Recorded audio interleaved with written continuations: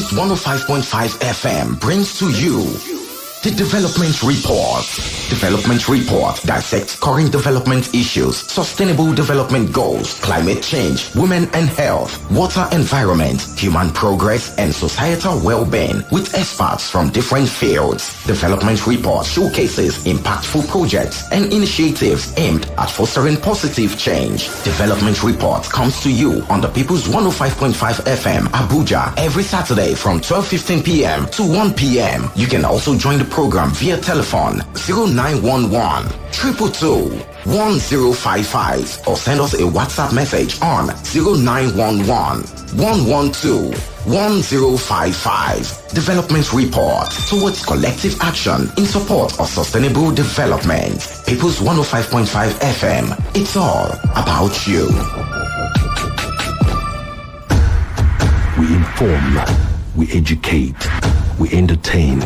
We are the People's 105.5 FM. In the story of progress, every act of development adds depth, richness, and meaning to our collective narrative. From the smallest efforts to the biggest steps, every act of development paves the way for a brighter tomorrow. Welcome to the Development Report on People's 105.5 FM Abuja, where we talk about pressing issues surrounding sustainable development. I'm all about everything development, from women's rights, children's rights, climate change, water resources, food waste management, and more. I am Ife Onyekwiri, and together we'll be coming close to our common good as a nation as we look into the topic of today, environmental health risk of open defecation. Last week we were on cholera and waste management. What can Nigeria do better? And I will not be doing this alone. We have in the studio a sustainable health, safety and environment personnel and a UN SDG ambassador, Ijoma Salome Ogurumba. Hello, Ijoma. How are you doing today? Hello, I'm very well, thank you. And you? Very well, thank you. Okay, we've not gotten to the place for interview, but in simple terms, how would you describe, or what would you say about open defecation? How would you explain it to a layman, someone who probably do not even know what it is? Probably they've seen the act somewhere but do not understand what it is. How would you explain it to a layman? Okay, thank you very much for having me here. All right, open defecation in simple terms means, having to, looking for the simple term words to use for excretion. So having to lay off waste from our body in open places. So we can use the word pooing. A child can relate to that. So pooing in open places, maybe in bushes or near river banks or any place at all that is not a toilet or a latrine is open defecation. Thank you so much. Okay, I think that was simple enough for everyone to understand what you just described. So you can join the conversation if you're listening to us. We're discussing the environmental health risk of open defecation, and you can reach out on 0911 222 1055. On WhatsApp, you can join the conversation on 0911 112 1055. All right, straight up we'll be taking some development news stories around the world. We inform, we educate, we entertain. We are the People's 105.5 FM, Abuja.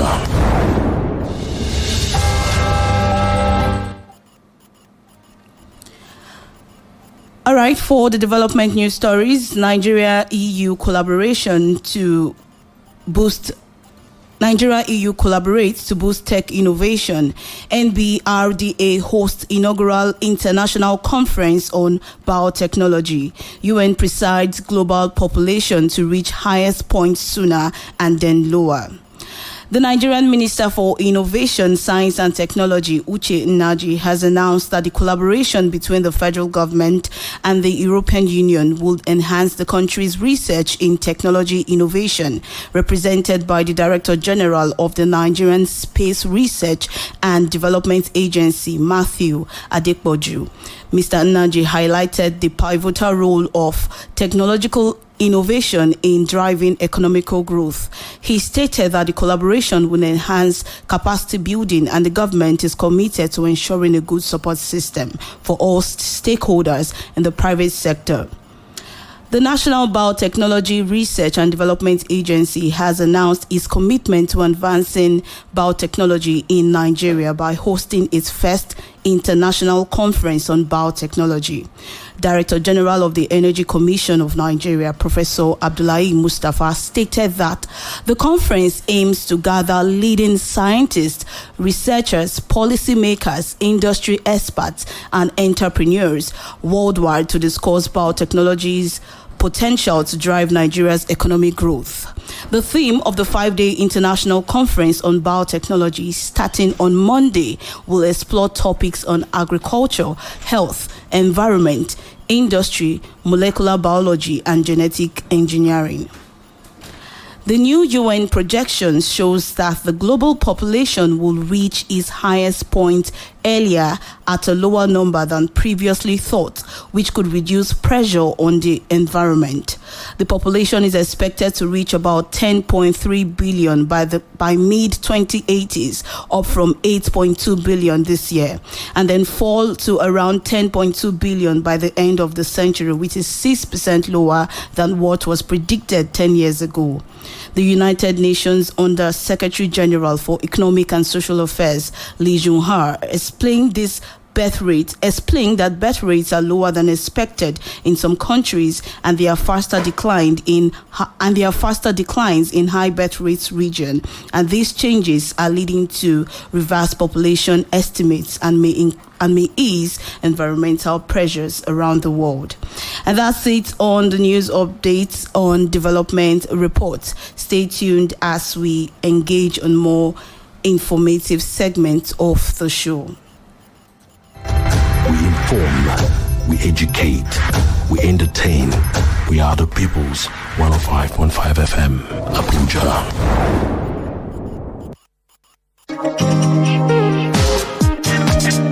Start your day right with in-depth coverage of local, national, and international events on the People's Station, 105.5 FM.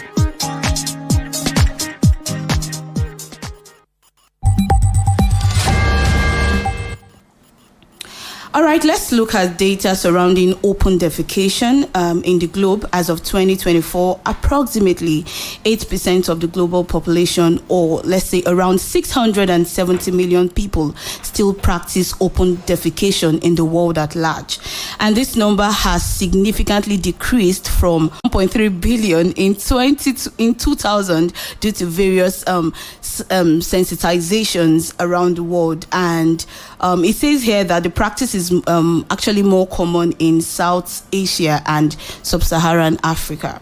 Now, down to Africa, data says as of 2024, about 23% of the population in Sub-Saharan Africa practice open defecation, which equates to roughly 220 million people. And despite significant efforts to improve sanitation, open defecation remains a major public health challenge in Sub-Saharan Africa.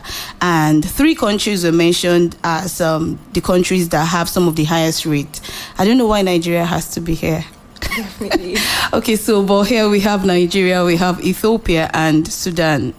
Now, coming down to Nigeria, it says in Nigeria, nearly 25% of our total population engage in open defecation, which poses serious health risks, such as the spread of cholera. And cholera has been in the news lately. Yes. Yeah, and efforts to reduce the number, is improving access to sanitation facilities and promoting hygiene education. This would actually reduce open defecation, but do you think this is actually the reason why people actually practice this, because they are not educated about it? Anyway, let's take a break. When we come, we'll be listening to our guests who will be dissecting environmental health risk of open defecation. 105.5 FM brings to you The Development Report. Development Report dissects current development issues, sustainable development goals, climate change, women and health, water environment, human progress, and societal well-being with experts from different fields. Development Report showcases impactful projects and initiatives aimed at fostering positive change. Development Report comes to you on the People's 105.5 FM Abuja every Saturday from 12:15 p.m. to 1 p.m. You can also join the program via telephone 0911 222 1055 or send us a WhatsApp message on 0911 112 1055. Development Report towards collective action in support of sustainable development. People's 105.5 FM. It's all about you. All right, that was The Land is Green by T.Y. Bello, and that's the objective. We want to have a more green land in Nigeria, in Africa at large. All right, you can join the conversation on social media. You can call in at 0911-222-1055. I repeat that. You can call in on 0911-222-1055. We're actually discussing environmental health risk of open defecation. And on WhatsApp, you can send in your message to contribute on 0911-112-1055. We have in the studio she's a health, safety and environment personnel and also a UN SDG ambassador. We have Ijoma Salume Ogurumba. Thank you again for joining us for this conversation on the Development Report. And the first question on my mind, and I believe on the mind of a lot of people, because as you simplified open defecation, can you just explain to us, or can you just tell us what is the most significant environmental health risk of, open defecation at large? What is it like, the health risk broadly for individuals? Okay, thank you very much. The health risk or the health implication associated with open defecation. Okay, so we know that open defecation is excreting in open places. Mm-hmm. So at the inception of this act, right? So the feces, so to say, the feces contains some gases that when you perceive it might be a little bit pungent to you to perceive, right? Mm-hmm. So these gases get to escape into the atmosphere. So when they escape into the atmosphere, it causes a lot of harm, right? So some of them are greenhouse gases that they hamper on the ozone layers that protect us from the direct UV radiation from the sun. So when it hampers the ozone layer, it depletes it.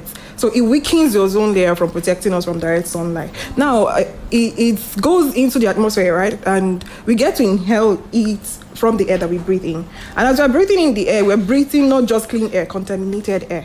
So those gases too are in the air that we breathe. So we breathe it into our systems. It causes a lot of health issues to us. Now we are at the detriment of a lot of diseases, respiratory diseases. We get to this cholera we are talking about that is on the high outbreak now. It's still ways that we get it.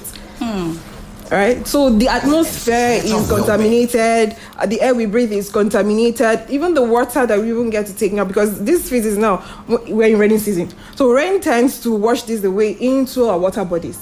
Some of it goes into underground waters, and we don't have water in our houses. The groundwater is contaminated already, and we're using it. Now, people that draw water from streams, oceans, it's contaminated already. They use it for their cooking. Some drink stream waters. So when they drink it, they don't know that they're drinking contaminated water. So this poses a lot of health risk to us. Wow. So talking about, it depletes the ozone layer. Would you say this has an effect why we have harsh weather? I don't know if you've noticed, but the sun, exactly. Around January, February, March, it's always so intense. We call it harsh. It's scorching. So the ozone layer is supposed to protect or limit the amount of sunlight that comes directly to Earth, right?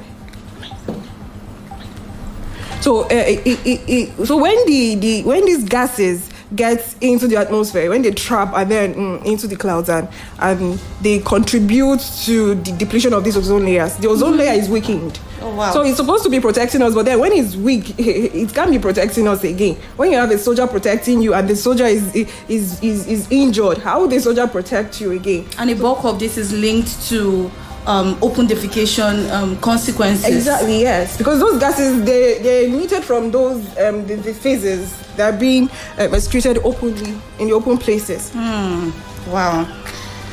This is actually so much to learn. Like, it's because, you know, it's amazing how we keep complaining over some things, and then we or people do not know, or people who cause this harm do not know that they are actually responsible for, you know, a bulk of what's going on. Understanding now that, you know, open defecation, aside the fact that, it could be disgusting, or it could actually, you know, irritate people who are in that environment. But for us as a people too, you know, we could get affected because it could be happening somewhere here.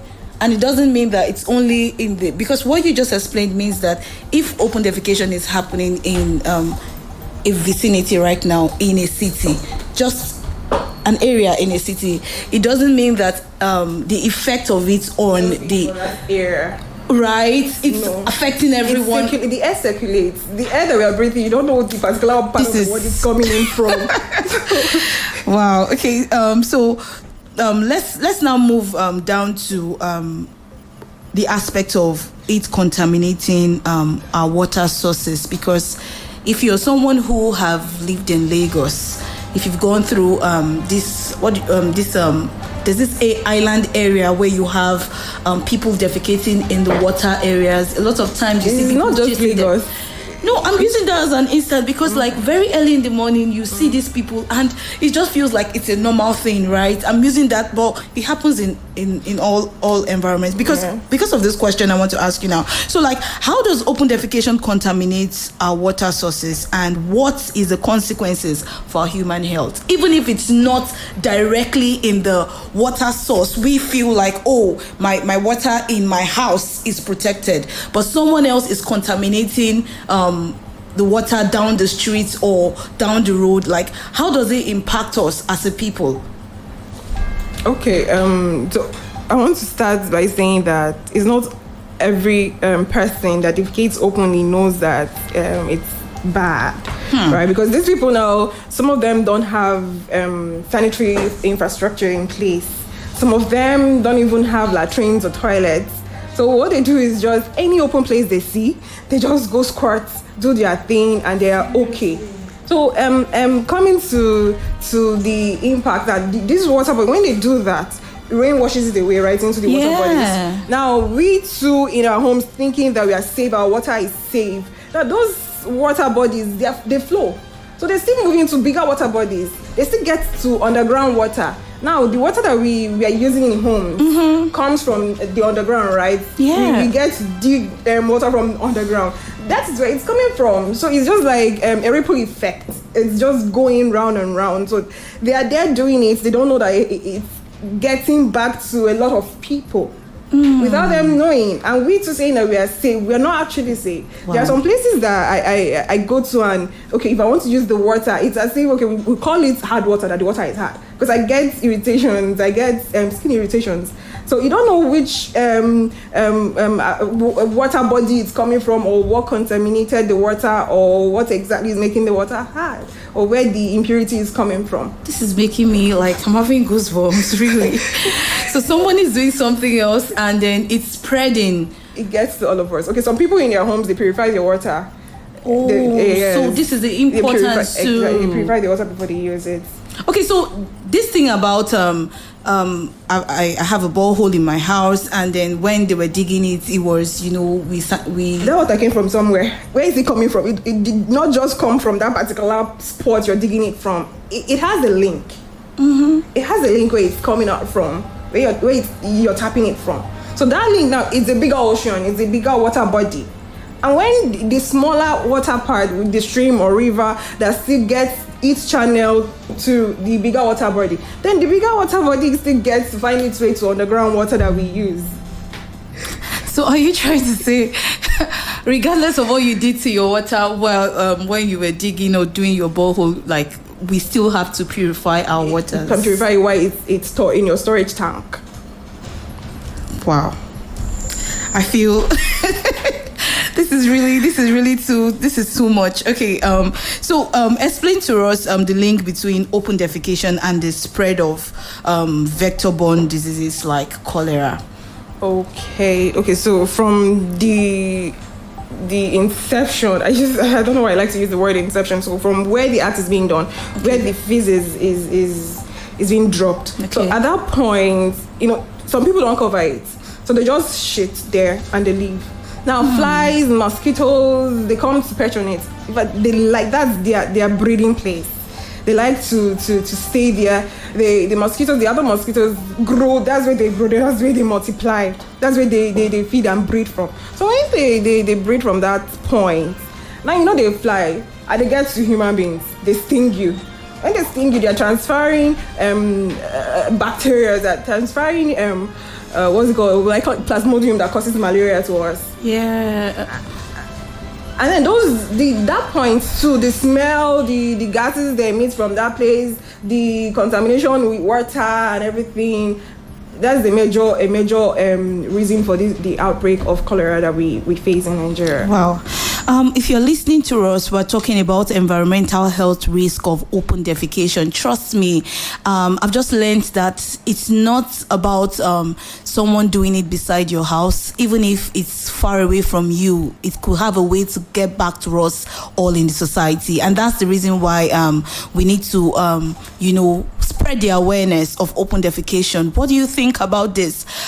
Is it something that you're seeing people doing in your vicinity? Is it something you're seeing people doing in your area? You can share with us on 0911-222-1055. I take the number again. You can call in on 0911-222-1055, or you can send a message on WhatsApp on 0911 112-1055. On WhatsApp, 0911-112-1055.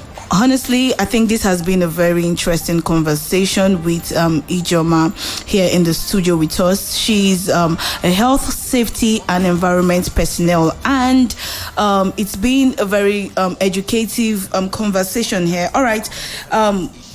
Now, something that I believe that would be on the heart of someone listening. Could you tell us how open defecation, contributes to air, respiratory health implications? Are there respiratory health, apart from the fact that, okay, the smell is not something to behold, or, it's not something to want to be pleased to stay around? Does this have an impact on our respiratory health as a people? Yes, it does. So even the one that you're breathing in and you're not liking the smell, you're actually breathing in the gas into your respiratory system. Now the air too you're breathing in, it's still contaminated. It has those gases trapped in it. You're breathing it in. So once you're breathing it in, maybe over time, it accumulates in our systems. It weakens those respiratory systems. Sometimes you see people having cancer of the lungs, cancer of this, kidney, issues, all this and all whatnot, even asthma. So all these things are just a ripple effect of the open defecation around us, or maybe the impact in the atmosphere. Because we must breathe in air to live, to survive. And then if you're breathing a contaminated air, it has effect in our systems, because it is our respiratory system that is getting this air, purifying it. But then those gases, they are going to be weakening it. So instead of fighting, against these diseases, once it's weakened, the respiratory system is weakened, it's no longer strong enough to be able to fight away or ward off diseases. And now they get weak. Once they get weak, you start having issues. You start getting sick. You're treating this, you're treating that. They're telling you that your lungs is failing. This can actually be, some of this can actually be linked to. Yes, it's a contributing factor to all these cancers that we have. Wow. See the way I looked when she mentioned it first. Because if a gas can actually get to deplete ozone layer in the atmosphere, then think of us human beings. If it can deplete ozone layer, then what about us that we are inhaling it directly? We are having direct contact with it. So, like, this is, I was going to ask you the economic implication of it, but apparently, what you just explained means that this is actually one of the public health implications of. Yes, you're always getting sick. So you're always getting sick. You're always getting to treat yourself of malaria, of this, of that, cholera. You're having diarrhea, or whatnot. They are just sicknesses that emanates from open defecation. Wow. This is really a whole lot to... People may not know. Exactly. They will say, okay, I treated malaria last month or a week ago and I'm having symptoms again. And some people will be thinking it's their village people that is chasing them up and down. But you don't know that these are just ripple effects that happens in the society. Our environment is contaminated. The air we breathe is contaminated. So these are just the implications. Okay, how about cases where, there are some times where in our vicinities we don't have the issue of people, doing this open defecation, but how about issues where the sock away or something probably is full or it's smelling and people just, feel... Because sometimes, I think I've experienced this in Lagos where some other compound, I don't know what issue they had with their sock away, but everyone knows that this thing is smelling. Would you consider that, as... That smell you're perceiving is the pungent gas inherent in the feces. You're having methane. Now, methane is one component that we find in our cooking gases because we can actually use it to make cooking gas. You're having carbon dioxide in it. You're having nitrous oxide. You're having a lot of gases that if you start mentioning now, they are not good for humans. Not just humans, even plants. Like once they get to anything around the ground, the soil, they contaminate it, they pollute the soil. Now, plants or crops that you planted will not do well because they don't need those gases. They don't need it. Amazing. This is a whole lot to learn from. Do you have neighbors or in your compound where you are and it looks as if this does not have any effect on you, but you are perceiving this awful smell and you feel like it's just normal? Our guest has shed light on this could be having an effect on your health. Are you wondering why you treated malaria last month and then you are treating it again? And this actually looks very funny. And sometimes we actually blame it to be, I'm AA. Have you seen people like that? They suffer from malaria a lot. They always get sick of malaria and typhoid. Yeah. But the malaria and typhoid you're talking about should be the symptoms they have. It is maybe fever, headache, and weakness, and they are calling it malaria. But the thing is, it's not just one particular thing that you can just ascribe. Because you're having fever, you're having this, you're having that, you're thinking, because you're AA. There are other contributing factors. Factors, yeah. And it's quite amazing that this actually could be one of the things, And that's why this program is on. We're actually focused on the environment, a cleaner environment for every one of us. Do well to join the conversation on 0911-222-1055 and on WhatsApp you can send in your contributions to 0911-112-1055.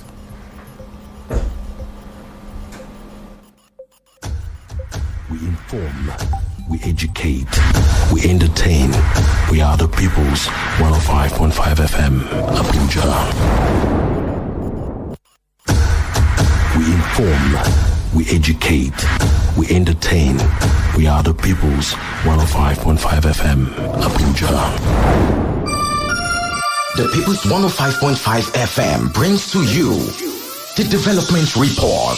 Development Report dissects current development issues, sustainable development goals, climate change, women and health, water environment, human progress, and societal well-being with experts from different fields. Development Report showcases impactful projects and initiatives aimed at fostering positive change. Development Report comes to you on the People's 105.5 FM, Abuja, every Saturday from 12:15 p.m. to 1 p.m. You can also join the program via telephone 0911 222 1055 or send us a WhatsApp message on 0911 112 1055. Development Report towards collective action in support of sustainable development. People's 105.5 FM. It's all about you.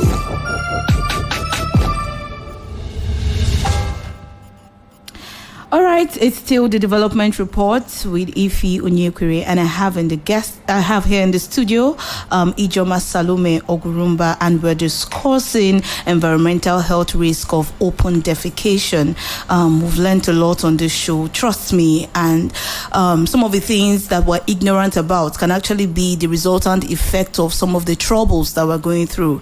And that's why we have a program like this, for us to educate ourselves and, enlighten ourselves on some of the things that we could do as a people, a nation, to have a better environment. All right, I'll be asking my guests. Meanwhile, thank you so much for that analysis before we went on that break. All right, so do you actually feel like a proper sanitation infrastructure, like more toilet facilities, would actually mitigate this risk? Or is it something, people who carry out these activities, this open defecation, do you think it's something that has to do with the mind? More of, if there are more public toilets and all like that, they would actually yield to, let me use the better alternative? Or is it something that has to do with, the mind and all? Okay, let me start with saying, like I said before, there are some people that don't even know about toilets. So there are some communities that you go to, like, it's so rural that they don't know anything about toilets. Let me just put it like that. So what they make do with what they have. It's a matter of can't help. So what they've known their lives is just to go to the bush, go to maybe anywhere they see around them. Just go there, pool, they can even stay there and have their bath, and then they go, they are clothed, they just go on their own way. So these people, you won't say it's because, I would still attribute it to the thing of the mind, but not really because it's a thing of the mind, it's because they don't have those facilities in place. They don't know anything about using the toilets until they come to the city and they are seeing people with toilets, and you still see them go to look for bushes to go and poo. Okay. Because they are not used to those things.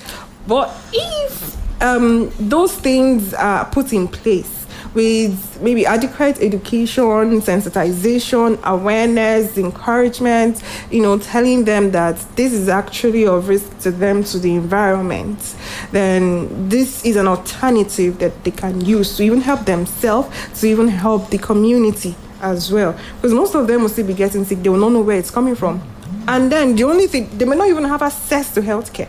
They will still go to the herbs. Those herbs are still products of those open defecation, because those guys will still go underground. And when they pluck those leaves and shrubs and herbs, they're ingesting the same gases, and it's still causing health effects to them. But they don't know. But wait, I want to get something clear. Looking at, let's say, rural communities now, okay. I've seen a documentary where someone says, pooing on the soil actually helps the growth of manure, right? So is that a misinformation, or is that actually true? It's a misinformation, but actually, the feces can be used as manure. But this is where the information is actually not right. You can't just use just the untreated. It has to be treated. You have to treat it to be able to take out those gases that are not good for the soil. Because when they get to the soil, they get to change the pH, the balance of the soil. Now they degrade the quality of the soil. Now the plants or the crops that you're getting now have no quality as it should be. And then they are still carrying particles of components of the gases in them, and we are eating them. Most crops wither and die. The ones that can't stand it, So the other ones that actually get to survive, you see some corns that they are not well mature enough. Also, these are part of the things that contribute to it. So we think when I was younger in primary school, I went to an urban school, and my grandma was the teacher in the school. so other teachers, they have farms there. So footballers come in, they come to pull in the farms, and so people, they think it's manure, so we actually say it's manure, others. But then over time, it's just a misconception. Oh shit, it's manure, so they just go to the bush or farms and just put there and they think it's right. No, it's not.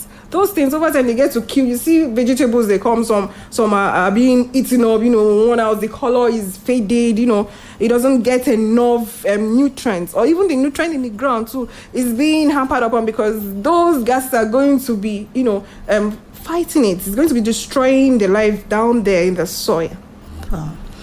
Thank you so much. I think we just got educated. Someone listening right now just got educated that the raw physics is not really the manure that the plants needs. It has to be treated. All right. I'll be asking now on community-led initiatives. Yeah. What role do you think that community-led initiative actually play in improving, environmental health and addressing open defecation? Okay. Some NGOs have been doing this. Some CSOs have been doing this. But how much more do you think we should do? And does the effect really count? Do you think we're really doing well? Because from the data analysis we gave the other time, from data we got from World Health Organization saying Nigeria is actually one of the countries but sensitizations have been happening. So what exactly is going on? Okay. UNICEF, according to UNICEF, they said about 122,000 Nigerians, out of which 87,000 of children under 5 years of age, they get to die of cholera, maybe as an outbreak of these open defecation implications. Now, but then the thing is that if we want to address this issue, it's not just about talk. That's right. We can keep talking. There is no sustainability. There is no lasting effect. So if you're talking to people that don't have this infrastructure, these measures in place, what would they do? Are they going to open their mouths and be defecating? So if community-led initiatives could collaborate with each other.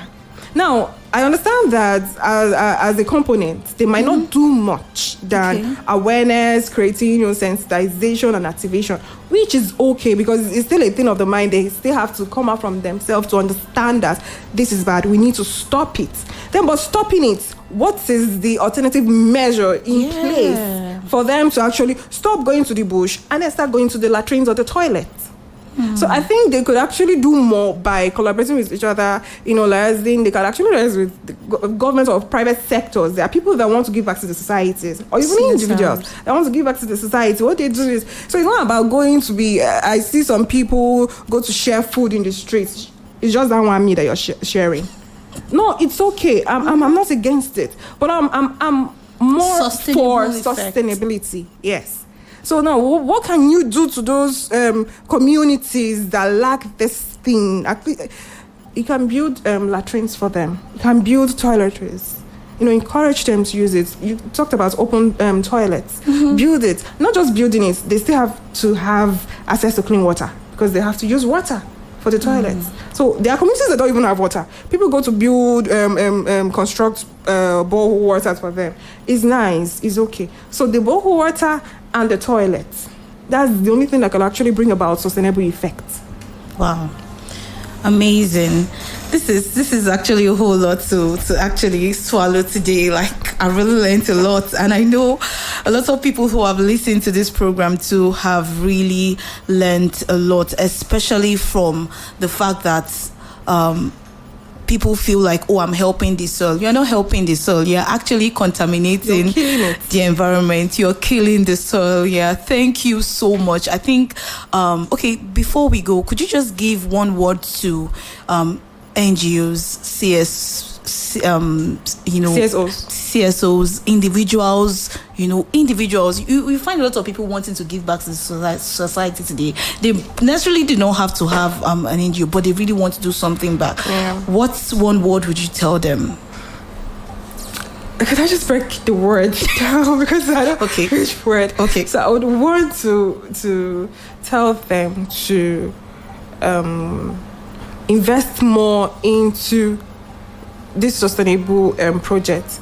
There are these phases can actually be recovered. They can actually be used to make some other things. So the word for it is creating a structure that could manage these phases. Okay, we call it is a waste material, a waste product. So manage it effectively, because there are people that still need this waste for other products. Now, because this waste now can be used to it can be converted to get cooking gas. The methane in it is very useful in our cooking gases. So you can actually manage it very well, channel it into people and invest into people using it to actually make cooking gases, renewable energies and likes. Wow, thank you so much. More of collaboration with people who are. Thank you so much.